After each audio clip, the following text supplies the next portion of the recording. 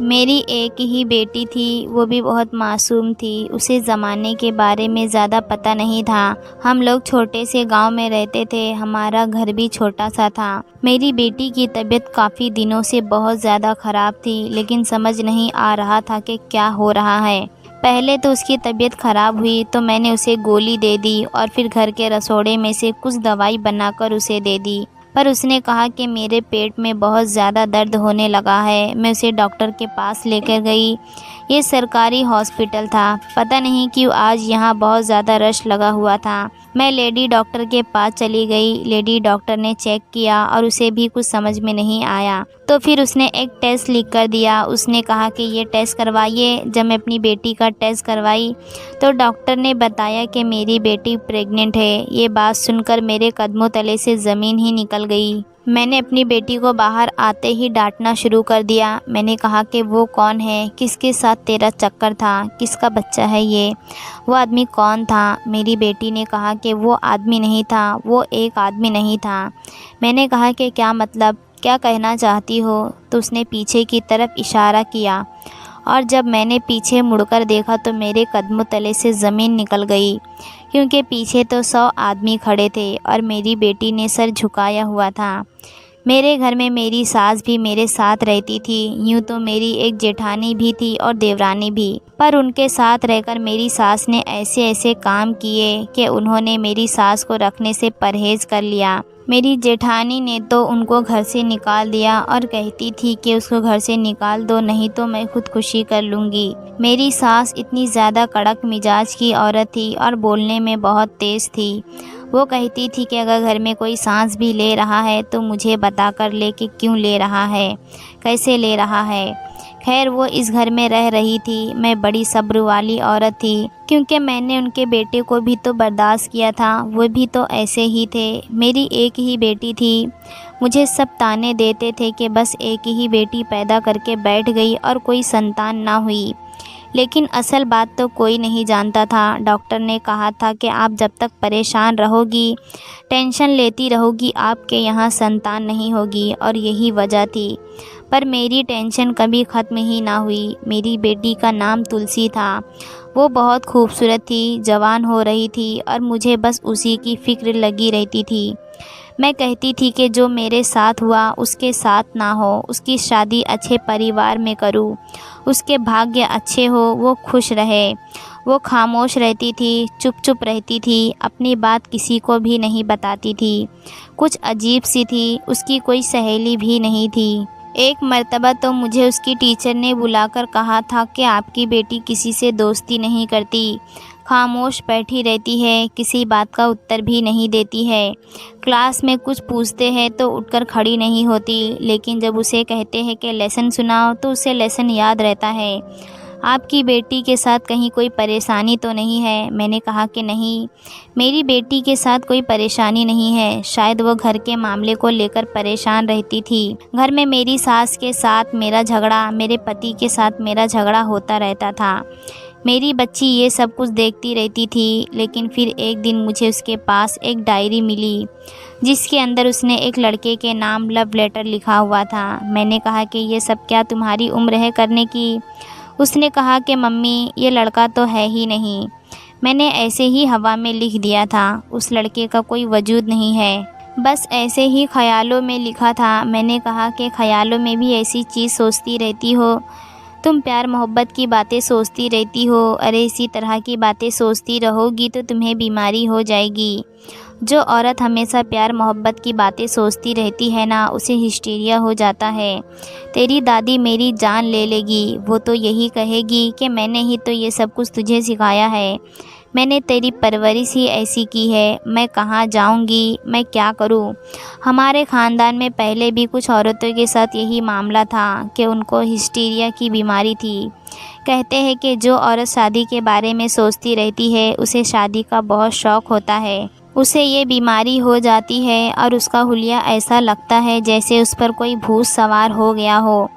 इस बीमारी में इंसान पागल हो जाता है, चीखता चिल्लाता है, अपना गला दबाता है, उसकी आवाज़ बदल जाती है, उसके अंदर बहुत ज़्यादा ताकत भी आ जाती है और वो उल्टी सीधी बातें भी करती रहती है। लेकिन जब ऐसी लड़कियों की शादी हो जाती थी तो वो बिल्कुल ठीक हो जाती थी और लोग कहते हैं कि इस बीमारी का इलाज शादी ही है। मेरी बेटी अगर ख़यालों में ऐसी रोमांटिक बातें सोचती थी तो हो सकता था कि उसके साथ भी ये सब कुछ हो जाता है, इसलिए मैं परेशान रहती थी। आजकल वो कॉलेज जा रही थी, उसका कॉलेज शुरू हो गया था। वो थी भी बहुत खूबसूरत और कॉलेज के बाहर ही लड़कों का कॉलेज भी था। दरअसल उस कॉलेज के 2 भाग किए गए थे, एक भाग लड़कियों के लिए और एक लड़कों के लिए। वैसे तो लड़कियां अलग ही बैठती थी, लेकिन जब छुट्टी होती थी तो सब एक दूसरे को देख सकते थे, आमने सामने ही रहते थे। बस मेरा दिल मेरी बेटी की तरफ से परेशान हो रहा था। और फिर आए दिन मोहल्ले में ऐसी ऐसी बातें भी तो सुनने को मिलती थी कि कभी किसी की बेटी भाग गई, कि कभी किसी की बेटी भाग गई, किसी की बेटी प्रेग्नेंट हो गई, तो ये हो गया वो हो गया, पता नहीं क्या कुछ हो रहा था। हमारे मोहल्ले में एक नया किराने वाला आया था, लेकिन जो पुराना किराने वाला था वो सबके रिश्तेदार जैसा ही था, लेकिन अब वो बूढ़ा हो गया था। मैंने खुद उसको बचपन में ही देखा था। बचपन से मैं उसकी दुकान से चीज़ें लेती थी। फिर मेरी भी शादी हो गई, मेरी भी बेटी जवान हो गई। इसी तरह बाकी सबके भी उसके साथ अच्छे स्वभाव थे। सब उससे अंकल जी कहते थे। कोई अंकल कहता तो कोई चाचू कहता, कोई मामू कहता, लेकिन उसने दुकान बंद कर दी तो सबको बड़ा बुरा लगा। अब उसकी जगह एक नई दुकान वाले ने दुकान खोल ली थी। किराने वाले अक्सर सर दर्द की गोलियां और दवाइयां भी रख लेते हैं। पैरासीटामोल गोली तो हर दुकान में मिल जाती है, जबकि ऐसा नहीं होना चाहिए। लेकिन लोग डॉक्टर के पास जाने से घबराते हैं, कहते हैं कि डॉक्टर ज़्यादा पैसे लेंगे, तो 10-20 रुपए की गोली खा लेते हैं कि आराम मिल जाएगा। और हम लोग भी ऐसे ही थे। डॉक्टर के पास जाते हुए डर लगता था कि पता नहीं उनकी फ़ीस कितनी होगी। 3-4 हज़ार रुपये की दवाइयाँ लिख देंगे, 200 रुपये किराया अलग लग जाएगा। गरीब इंसान 4-5 हज़ार रुपये कहाँ से लाएंगे? अगर उसे 20 रुपये की गोली से आराम मिल रहा है तो जाहिर है वो गोली ही खा लेगा। लेकिन उस दुकान वाले ने पैरासीटामोल की गोली नहीं रखी हुई थी। वो कहता था कि मैं हकीम हूँ, मैं दवाई भी बनाता हूँ। उसने अपने पास से ही कोई सर दर्द की गोलियां बनाई हुई थी जिनको वो बेचता था। हमें लगा कि ऐसी ही कोई फालतू सी गोली होगी, उसको क्या पता। हर किसी के बस की बात नहीं होती हकीम बनना। लेकिन फिर धीरे धीरे ये बात पूरे गांव में फैलने लगी कि उसकी गोली खाने से वाकई में आराम मिल जाता है। एक मर्तबा मोहल्ले से मेरी एक सहेली घर पर आई तो वो कहने लगी कि वो जो नारायण की बेटी घर से भाग गई थी उसका अभी तक कुछ पता नहीं चला। मैंने कहा कि यार छोड़ो नारायण की बेटी को, उसकी बात को कितना महीना गुजर गया है, भाग गई तो भाग गई। दरअसल हमारे मोहल्ले में एक आदमी रहता था जो बहुत ही ज़्यादा शरीफ था। उसकी बेटी घर से भाग गई थी और सुना था कि घर के नौकर के साथ भाग गई थी, इसलिए उसकी कहानी बड़ी मशहूर थी। सब लोगों ने उसका बहुत मजाक उड़ाया, बहुत ताने दिए। सब ने कहा था कि आपने ही ऐसी परवरिश की थी अपनी बेटी की, आप जैसे लोगों की वजह से पूरा मोहल्ला बदनाम हो जाता है। अगर उसकी बेटी भाग गई थी तो उसमें उस बेचारे का क्या कसूर था? उसने खुद तो नहीं अपनी बेटी को कहा होगा कि घर से भाग जाओ। मैंने उसे कहा कि ये सब छोड़ो, मेरी बेटी की तबीयत आजकल बहुत ख़राब रहती है, उसके पेट में बहुत दर्द रहता है। किसी हकीम का पता बताओ ना, कोई जड़ी बूटी उसको खिलाऊं ताकि वो ठीक हो जाए। उसने कहा कि वो किराने वाले की गोली लेकर दे दो ना, उससे ठीक हो जाएगी। मैंने कहा कि वो गोली तो मैंने उसको लेकर दी थी, कुछ दिन आराम तो मिला, लेकिन उसके बाद से उसकी तबीयत ख़राब हो गई। उसने कहा कि अजीब बात है, मेरी बेटी के साथ भी यही परेशानी है। उसके भी सर में दर्द हुआ था, गोली वहीं किराने वाले से लेकर दी थी। 2-4 दिन तक आराम रहा, लेकिन अब वो कहती है कि मेरे पेट में दर्द रहता है और उसकी भूख भी मर गई है। उसका कुछ खाने का दिल ही नहीं करता, ज़बरदस्ती खिलाती हूँ। अब तुम्हारी भी एक ही बेटी है, मेरी भी एक ही बेटी है। तुम तो समझ सकती हो ना कि हमने अपनी बेटियों को कितने लाडो प्यार से पाला है। मैंने कहा कि हाँ, हालात तो कुछ ऐसे ही है। आजकल की लड़कियां ही ऐसी है, ये खाना ही नहीं खाती। उनको खाना खाने का शौक़ ही नहीं है। बस कहीं से सुन लिया होगा कि खाना खाने से वज़न बढ़ता है, इसलिए खाना ही नहीं खा रही होगी। उसने कहा कि हाँ, अब क्या करें, आजकल मोटी लड़कियों के रिश्ते भी तो नहीं होते। मैंने कहा कि हाँ, ये बात तो है। हम अपनी अपनी बातों में लगे हुए थे। मेरी बेटी ने मुझे बुलाया और कहा कि मम्मी, मेरे पेट में बहुत दर्द हो रहा है। मैंने कहा कि अच्छा, मैं कुछ करती हूँ। मैंने उसके लिए दवा तो ली थी, अब मैं क्या करती। उस औरत ने कहा कि अदरक की चाय बनाकर दे दो, ठीक हो जाएगी। मैंने कहा कि ठीक है। मैंने अदरक की चाय बनाकर दे दी। रात तो सुकून से गुजर गई, लेकिन आजकल मेरी बेटी की तबीयत बिल्कुल भी ठीक नहीं थी। मुझे लगा कि ये कॉलेज में कोई ऐसी वैसी चीज़ खाती है, जैसे कि समोसे, पकोड़े वगैरह। मैं इसका बैग चेक करने लगी, जब मुझे उसके बैग में से फिर से उसकी डायरी मिली, जो उस डायरी में उसने पहले लव लेटर लिखा था। मैंने वो पेज ही फाड़ दिया था, लेकिन अब उस डायरी में उसने फिर से कुछ लिखा हुआ था। मैंने देखा तो इस दफ़ा भी ऐसा ही कोई लव लेटर लिखा हुआ था। प्यार मोहब्बत की बातें लिखी हुई थी। मैंने वो सब कुछ पढ़ा तो अपना सर पकड़कर बैठ गई। मैंने कहा कि ये लड़की क्या चाहती है। इस तरह से अगर किसी और ने देख लिया होता तो वो यही समझेगा कि उसका किसी के साथ चक्कर चल रहा है। और मेरी सास इसी घर में रहती थी, अगर उनको पता चल जाता तो वो पूरे ख़ानदान को बता देती। वो ऐसी नहीं थी कि हमारी इज़्ज़त रख लेती और कहती कि नहीं नहीं, ऐसी तो कोई बात नहीं है, ये तो घर की बेटी है। वो तो लोगों को पकड़ पकड़ कर बताती कि ये देख लो, कविता की बेटी ने ये सब कुछ किया है। वो तो पूरे मोहल्ले में चिल्ला चिल्ला कर कहती कि सुना है कि कविता की बेटी ने क्या किया है। वो तो इसी तरह की औरत थी। मैं बहुत परेशान थी। मैंने अपनी बेटी से फिर से पूछा। मैंने कहा कि ये सब कुछ करने से मैंने तुम्हें मना किया था कि ऐसा नहीं करना, फिर तूने ये सब कुछ क्या किया। उसने कहा कि नहीं, मेरे दिल में ऐसे ऐसे ख़यालात आते हैं। मेरा दिल करता है कि मैं किसी से मोहब्बत का इजहार करूं। मेरी ज़िंदगी में कोई नहीं है, लेकिन बस मेरे दिल में ख़याल आते हैं। मुझे लगता है कि मैं एक बहुत अच्छी राइटर बन सकती हूँ। मुझे ना कहानियाँ लिखनी चाहिए। मेरी माँ ने कहा कि कहानियाँ लिखेगी, कहानियाँ लिखकर तुझे क्या मिलेगा। तेरी दादी तेरी मौत का परवाना लिख देगी। अगर उसे पता चल गया कि तूने कहानियाँ लिखनी शुरू कर दी है तो इस काम को तेरे ख़ानदान में अच्छा नहीं समझा जाता। हमारे ख़ानदान में कोई राइटर नहीं पैदा हुआ, तू कहाँ से आ गई है। तेरे दिमाग में ऐसी ऐसी बातें आती है तो फिर तू कहानियाँ भी ऐसी ऐसी ही लिखेगी। तू हमें बदनाम करके छोड़ेगी। मैंने फिर से वो लव लेटर फाड़ दिया, बल्कि इस दफ़ा तो मैंने वो डायरी ही उठा ली थी, जबकि ये भी कोई अक्लमंदी का काम नहीं था। वो दूसरी डायरी में या किसी और कागज़ पर भी ये सब कुछ लिख सकती थी। मैंने कहा कि इसलिए तेरी तबीयत ख़राब रहती है, तू उल्टे सीधे काम करती रहती है। उसने कहा कि नहीं मम्मी, ऐसी कोई बात नहीं है। मैंने कहा कि ठीक है, मैं तुझे कल बड़े हॉस्पिटल में ले जाऊंगी। पूरा दिन बर्बाद हो जाएगा, किराया अलग लगेगा, डॉक्टर की फ़ीस अलग लगेगी। उसने कहा कि मुझे सरकारी अस्पताल में ले चलो। मैंने कहा कि वहाँ जाने का भी तो किराया लगेगा ना, और दवाइयाँ भी लेनी पड़ेगी।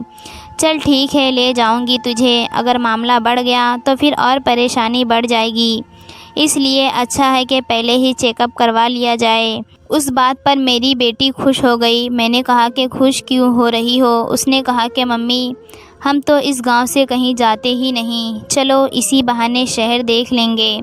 मैंने कहा कि पागल कहेंगी, तेरी हरकतें तो बिल्कुल भी ठीक नहीं हैं। खैर, मैं उसे डॉक्टर के पास ले गई। मेरे दिमाग में मेरी बेटी को लेकर काफ़ी कुछ चल रहा था। मैं सोच रही थी कि ये सचमुच किसी को ख़त लिखती है और मुझे कहती है कि ऐसे ही मैंने हवा में लिखा है। उसके कॉलेज के सामने ही लड़कों का कॉलेज है, आते जाते किसी को देख लिया होगा, पसंद कर लिया होगा। आखिर ये उम्र ही ऐसी है। जब मैं अस्पताल में बैठी थी तो मेरी सहेली का कॉल आ रहा था। मैंने सोचा कि अगर मैं उसका कॉल अटेंड करूंगी तो वो इधर उधर की बातें करने लगेगी कि फ़लाँ की बेटी भाग गई, फ़लाँ के साथ ये हो गया, फ़लाँ के साथ वो हो गया, उसको डिवोर्स हो गई, उसको ये हो गया, उसको वो हो गया। मैं उसका कॉल ही नहीं उठाई। मैंने कहा कि बाद में कह दूंगी कि फ़ोन साइलेंट पर था, मैं घर के काम कर रही थी, मुझे पता ही नहीं चला। लेकिन वो बार बार फ़ोन कर रही थी। अगर ऐसी कोई चुगली की बात होती तो वो एक दफ़ा फ़ोन करके दोबारा ना करती। फिर वो तो ऐसे फ़ोन कर रही थी कि जैसे मोहल्ले में आग लग गई हो। मैंने अपने पति को फ़ोन किया। मैंने कहा कि कहाँ हो आप? उन्होंने कहा कि मैं घर पर ही हूँ। मैंने कहा कि सब ठीक है? उन्होंने कहा हाँ सब ठीक है। तुमने खाना बना दिया था? मम्मी को गर्म करके दे रहा हूँ। मैंने कहा कि ठीक है। इसका मतलब कि ऐसी वैसी कोई बात नहीं थी। मेरे पास अभी टाइम नहीं था जो मैं उसकी बातें सुनती, इसलिए मैंने फ़ोन को साइलेंट पर रखकर पर्स में ही डाल दिया। हमारा नंबर आ गया था। डॉक्टर को मैंने बताया कि इसके साथ ये परेशानी है। डॉक्टर ने मेरी बेटी से कुछ बातें पूछी और उसने कहा कि पेट दर्द की कोई वजह तो समझ नहीं आ रही है, हमें एक अल्ट्रासाउंड करवाना होगा। उसकी ज़रूरत तो नहीं है, लेकिन मुझे लगता है कि मामला कुछ ऐसा वैसा हो सकता है, क्योंकि आजकल ये सब कुछ बहुत चल रहा है। आप अल्ट्रासाउंड करवा लीजिए। जब मैंने टेस्ट की तरफ देखा तो मैं हैरान रह गई। मैंने कहा कि आजकल की डॉक्टर भी पागल हैं। इसकी तो शादी नहीं हुई है, फिर ये कौन सा अल्ट्रासाउंड करवा रही है। अल्ट्रासाउंड की रिपोर्ट आधे घंटे में मिलने वाली थी। अस्पताल में बड़ा रश था। समझ नहीं आ रहा था कि आज इतना रश क्यों है। मैं तो टाइम देख कर आई थी। मैंने सोचा था कि ऐसे टाइम पर जाऊंगी जब भीड़ ना हो, ताकि ज़्यादा टाइम ना लगे, लेकिन इतना रश था कि आज अस्पताल वाले खुद भी आपस में ये बातें कर रहे थे कि आज तो बहुत ज़्यादा लोग आए हुए हैं, आज तो बहुत काम है। कोई किसी की बात ही नहीं सुन रहा था। आधे घंटे में अल्ट्रासाउंड की रिपोर्ट मिल जाती है, लेकिन हमें 1.5 घंटे के बाद मिली। मैं पढ़ी लिखी नहीं थी, मुझे तो रिपोर्ट देखनी नहीं आती थी। मेरी बेटी ने रिपोर्ट देखने की कोशिश की तो मैंने उसके हाथ से वापस ले ली। मैंने कहा कि इतनी दूर डॉक्टर होती तो हम यहाँ पर आते ही क्यों? चुप करके बैठ जा। हम वापस डॉक्टर साहिबा के पास चले गए। उनके पास भी बहुत रश लगा हुआ था। हमसे पहले एक औरत बैठी थी। उसको डॉक्टर साहिबा ने कुछ कहा तो वो कहने लगी कि नहीं नहीं, ऐसा नहीं हो सकता, ये कैसे हो गया। मैंने उसको देखा तो वो तो मुझे मेरे ही गांव की लगी, लेकिन मेरा उसके साथ कोई रिश्ता नहीं था, बस आते जाते देखा था। गांव में तो सब एक दूसरे को जानते ही है। वो औरत बड़ी परेशान हो रही थी। उसके साथ भी उसकी बेटी थी जो मेरी ही बेटी की उम्र की लग रही थी। परेशानी क्या थी मुझे समझ नहीं आ रहा था। वो वहाँ से चली गई और मेरी बारी आ गई। मैंने डॉक्टर के हाथ में रिपोर्ट दी तो डॉक्टरनी ने अपना सर पकड़ लिया। डॉक्टरनी ने कहा कि आज सारे एक जैसे लोग ही आ रहे हैं। मैंने कहा कि क्या हुआ? उसने कहा कि आपकी बेटी ने भी वही करतूत की है जो उस औरत की बेटी ने किया है। मैंने कहा कि क्या मतलब? सरकारी अस्पताल के डॉक्टर की ज़ुबान ऐसी ही हो जाती है, क्योंकि वो पूरा दिन लोगों को झेलते जो रहते हैं, इसलिए मैं समझती थी कि डॉक्टर ऐसी तरह बोलती रहती है। अगर मेरे साथ भी ऐसे बोल रही थी तो ऐसी वैसी कोई बात नहीं थी। मैंने नॉर्मल तरीके से उससे पूछा, ये क्या मतलब? मुझे समझ में नहीं आ रहा, क्या कहना चाहती हो आप? उसने ऐसी बात बताई कि मेरे कदमों तले से ज़मीन ही निकल गई। मैं हैरान रह गई। मैंने अपनी बेटी की तरफ देखा, मेरी आंखों में अभी आंसू आ गए। उसने कहा कि आपकी बेटी माँ बनने वाली है। मैंने कहा कि डॉक्टर साहिबा ऐसा नहीं हो सकता, उसका तो किसी के साथ कोई चक्कर ही नहीं है। डॉक्टरनी ने कहा कि बिना चक्कर के तो ये सब कुछ नहीं होता। आप अपनी बेटी से पूछिए। देखिए आज बहुत भीड़ लगी हुई है, हर एक पेशेंट यही कह रहा है, सबके साथ यही परेशानी हो रही है। पता नहीं ये समाज किस तरफ जा रहा है। देखिए आप अपनी बेटी से सवाल करिए। मैंने तो आपको बता दिया है ये मामला है। आपकी बेटी का दूसरा महीना चल रहा है। जब डॉक्टरनी ने ये बात बताई तो मैं हैरान रह गई। मैंने अपनी बेटी का हाथ मजबूती से पकड़ा और उसे घसीटते हुए बाहर ले गई। बाहर एक छोटा सा गार्डन था, हम दोनों वहाँ पर खड़े थे। वहीं से डॉक्टरनी का कमरा भी नज़र आता था। मैंने अपनी बेटी को दोनों बाजुओं से मजबूती से पकड़ा हुआ था। उसने सर झुकाया हुआ था। मैंने कहा कि ये सब कुछ क्या किया है तूने? किसके साथ चक्कर चल रहा है तेरा? वही जिसके लिए तू लव लेटर लिखा करती थी। मैं तेरे पापा को क्या जवाब दूंगी? तेरी दादी को क्या जवाब दूंगी? अब क्या होगा? मेरा तो दिल कह रहा है तुझे यहाँ से लेकर रास्ते में कहीं तुझे साथ लेकर खुद खुशी कर लूँ, ताकि तू भी मर जाए और मैं भी मर जाऊँ।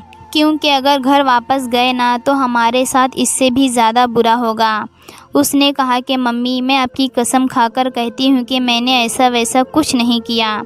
मैंने कहा कि जीती जागती माँ की कसम खाती है बेशर्म लड़की, शर्म नहीं आती तुझे? क्या माँ को मारना चाहती है? उसने कहा कि नहीं मम्मी, मैंने ऐसा कुछ नहीं किया है। मैं आपको सीधी सीधी एक बात बताना चाहती हूँ, मैंने सिर्फ वो गोली खाई है। मैंने कहा कि कौन सी गोली? उसने कहा कि वही गोली जो किराने की दुकान से ली थी। उसके बाद से मेरी तबीयत बहुत ख़राब होने लगी। मैं वहाँ पर सामान लेने के लिए गई थी, मेरे सर में बहुत दर्द हो रहा था। उस दुकान वाले ने कहा कि मेरी नई गोली है, इसको खाओ। मैंने वो गोली खा ली और उस दिन मेरे साथ कुछ अजीब हुआ था, क्योंकि जब मैंने गोली खा ली तो पता नहीं मैं कहीं चली गई थी। मुझे ऐसा महसूस हुआ जैसे मैं कहीं खो गई हूँ, और जब मुझे होश आया तो मैं बेंच पर बैठी हुई थी। दुकान वाले ने कहा तुम्हारे सर में दर्द था इसलिए तुम बेंच पर बैठ गई थी, और फिर मैं घर आ गई। याद है आपने मुझे कहा था कि इतनी देर क्यों लगा दी, और मैंने आपसे झूठ बोल दिया था कि मैं अपनी सहेली के घर चली गई थी। मैंने कहा कि हाँ, तूने यही कहा था, और मेरी बेटी उसी औरत की बेटी के घर गई थी जो मेरी भी सहेली थी। इसलिए मैंने बुरा नहीं माना, क्योंकि उसके घर ये पहले भी आती जाती थी।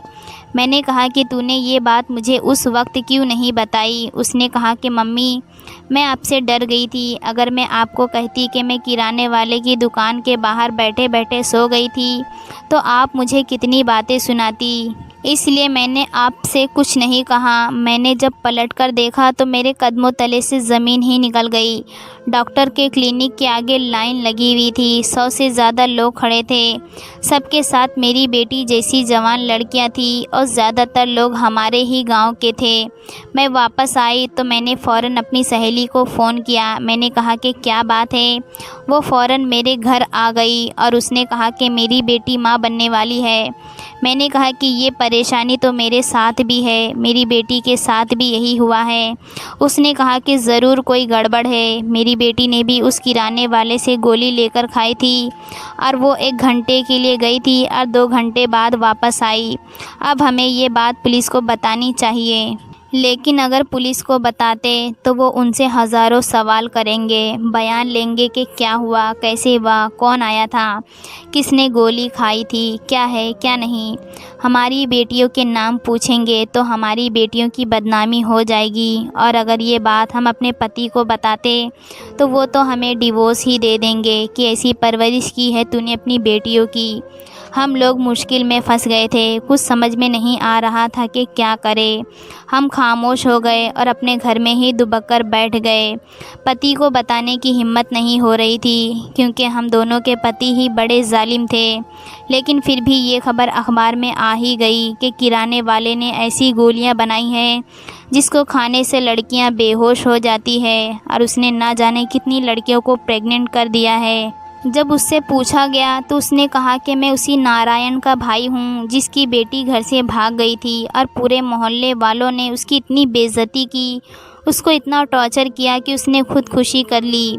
लेकिन उसकी बेटी घर वापस आ गई थी। दरअसल वो भागी नहीं थी, उसके घर में उसकी शादी की बात हो रही थी, इसलिए वो नाराज़ होकर अपने मामू के घर चली गई थी। लेकिन जब वापस आई तो उसका बाप इस दुनिया में नहीं था। मेरे भाई को इस मोहल्ले वालों ने मारा है। मेरी भतीजी का बाप इस दुनिया से चला गया, वो बेचारी भी पागल हो गई। हमारा घर बर्बाद कर दिया है इस गांव वालों ने, इसीलिए मैंने ये सब कुछ किया है। मैं 100 से ज़्यादा लड़कियों को प्रेग्नेंट करने की कसम खाई है, और मैं करके ही रहूँगा, ताकि सबको पता चले कि असल बदनामी क्या होती है। जब इंसान बदनाम होता है तो उसे कैसा महसूस होता है। आप एक इंसान को जान से मारो या उसका कत्ल कर दो तो सज़ा एक इंसान को जान से मारने की मिलती है। उसने बहुत बड़ा गुनाह किया था, लेकिन उसे ज़्यादा से ज़्यादा क्या सज़ा दे सकते थे। हमारे साथ तो इतना बड़ा मामला हो गया। जब ये बात पूरे मोहल्ले में फैल गई तो पति लोगों को भी पता चल गया कि बेटियों के साथ ये सब कुछ हुआ है। किसी न किसी तरह हमें इस मामले को हल करना ही था। डॉक्टर को भी पता चल गया कि बेटियों ने खुद ये सब कुछ नहीं किया, उनके साथ बुरा हुआ है, तो डॉक्टर ने भी हमारी मदद की। लेकिन मुझे ऐसा लगता है कि ये सब कुछ इसलिए भी ख़राब हुआ है क्योंकि हम सबके दिल में डर था। मैं अपने पति से डरती रही और उसे टाइम पर नहीं बताया कि ये मामला चल रहा है। मेरी बेटी मुझसे डरती रही और उसने मुझे नहीं बताया। उसके साथ किराने वाले ने ऐसा किया। मेरे पति ने मुझे डराया हुआ था और मैं अपनी बेटी को और मेरे पति को उसकी माँ ने। ये समाज भी बड़ा अजीब है। उसूल, कायदे, कानून इंसान को पकड़कर निचोड़ देते हैं, उसको पागल कर देते हैं, कभी कभी उसकी ज़िंदगी भी बर्बाद कर देते हैं। मेरी बेटी के साथ बहुत बुरा हुआ। उसकी तबीयत बहुत ख़राब हो गई। वो मरते मरते बची, लेकिन उस सब से निकल आई। पर इन सब का ज़िम्मेदार कौन था? सिर्फ वो आदमी अकेला ही इस सब का ज़िम्मेदार नहीं था, हम सब भी थे। हमने भी तो उसको ताने दिए थे, उसका मजाक उड़ाया था। उसकी कहानी हम एक दूसरे को ऐसे सुना रहे थे कि जैसे कोई बहुत खूबसूरत कहानी हो। शायद हमें उसी की सज़ा मिली थी। उसके बाद से हमने ये सीख हासिल की और कभी किसी की पीठ पीछे उसकी बुराई करने के बारे में सोचा भी नहीं था। ईश्वर ने हमारी बेटियों की इज़्ज़त को उसी तरह महफूज रख लिया कि बस जो उनके साथ हुआ था वो बाकियों के साथ भी हुआ था। आगे ज़िंदगी बहुत मुश्किल थी, हालात ठीक नहीं जाने वाले थे। अभी रास्ता और मुश्किल हो गया था, लेकिन ये शुक्र है कि हमारी बेटियों की ज़िंदगी बच गई, क्योंकि कुछ लड़कियां ऐसी भी थी जिनके ऊपर जब उनके माँ बाप ने इल्ज़ाम लगाया तो उन्होंने खुदकुशी कर ली। उनका कोई कसूर भी नहीं था। अगर आपको आज की हमारी ये कहानी पसंद आई तो इसे लाइक कीजिए और अपने प्यारे दोस्तों के साथ शेयर कीजिए। और हाँ, अगर अभी तक आपने हमारे चैनल को सब्सक्राइब नहीं किया तो ज़रूर सब्सक्राइब कीजिए। मिलती हूँ कल एक और नई दिलचस्प कहानी के साथ। तब तक के लिए धन्यवाद।